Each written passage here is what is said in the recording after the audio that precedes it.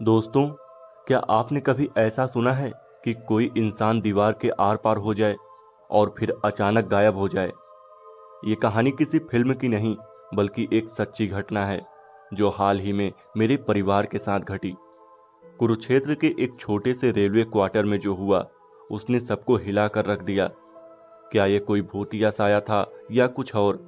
इस कहानी में आगे जो जानेंगे वो आपके होश उड़ा देगा। ये रहस्य, ये खौफ और इसका हल, सब कुछ आपको इस वीडियो में मिलेगा। तो वीडियो को आखिर तक जरूर देखें, क्योंकि ये घटना आपकी सोच से परे है। तो आगे बढ़ने से पहले अगर आप हमारे चैनल पर नए हैं तो चैनल को सब्सक्राइब जरूर कर लें और इस वीडियो को लाइक जरूर कर लें। इस वीडियो का लाइक एम रखते हैं, ज़्यादा नहीं 50 लाइक। तो चलिए चलते हैं कहानी की ओर। दोस्तों, अभी मैं दिल्ली में ही हूँ। परीक्षाओं के सिलसिले में यहाँ आया हुआ हूँ। 3 दिन पहले 30 मई की बात है। मैं जब अपनी परीक्षा देने के बाद वापस घर आया तो देखा कि घर में सब लोग अजीब सी बेचैनी लिए बैठे थे। मैंने पूछा तो किसी ने कुछ नहीं कहा और मुझसे कहा गया कि हाथ मुंह धोकर खाना खा लो।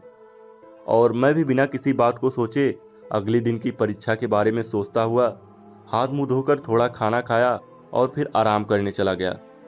जब मैं थोड़ा आराम करके उठा तो सबकी बेचैनी का कारण पूछा तो मम्मी ने बताया कि कुरुक्षेत्र में दीदी के घर एक अजीब सी घटना घटी है, जिसमें किसी को कोई नुकसान तो नहीं हुआ है, मगर सब डरे हुए हैं और समझ नहीं आ रहा कि क्या किया जाए। मैंने पूछा कि कैसी घटना, क्या हुआ है वहाँ पर? और फिर जो मम्मी ने बताया और फिर दीदी से बात करने पर मुझे जो पता चला वो इस प्रकार था। जहाँ दीदी के सास ससुर रहते हैं वो जगह कुरुक्षेत्र से थोड़ी बाहर है।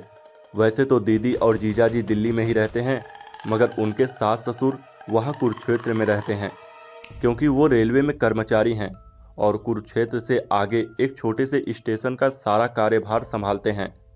इसलिए वो वहीं पास में ही बने रेलवे क्वार्टर में रहते हैं, जो कि आप लोगों ने देखा होगा रेलवे के आसपास बने होते हैं ऐसे रेलवे क्वार्टर। ऐसे ही क्वार्टर में 30 मई को मेरे जीजाजी और उनके पिताजी और उनके छोटे भाई सुबह करीब 7-8 बजे बाहर बैठे थे और घर के अंदर एक कमरे से गुजरने के बाद रसोई में मेरे दीदी और उनकी देवरानी चाय नाश्ता तैयार कर रही थी और उनकी सास वहीं बैठी थी और वो आपस में बातचीत कर रही थी। अचानक बाहर जीजाजी ने देखा कि बगल के घर से एक आदमी, जिसने पुराना सा पैजामा पहना था और ऊपर एक गंदी सी चादर सर तक ओढ़ रखी थी और नंगे पैर था, दौड़ता हुआ बगल के घर से निकला और जीजाजी के घर की तरफ बढ़ा। जीजाजी उसे रोकने के लिए आगे बढ़े, तब तक वो दौड़ता हुआ घर में घुस गया।